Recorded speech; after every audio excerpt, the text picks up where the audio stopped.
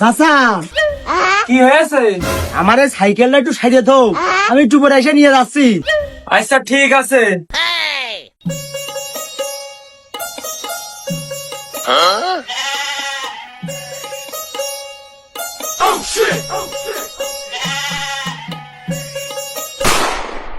চাচা সে সাইকেলটা দাও।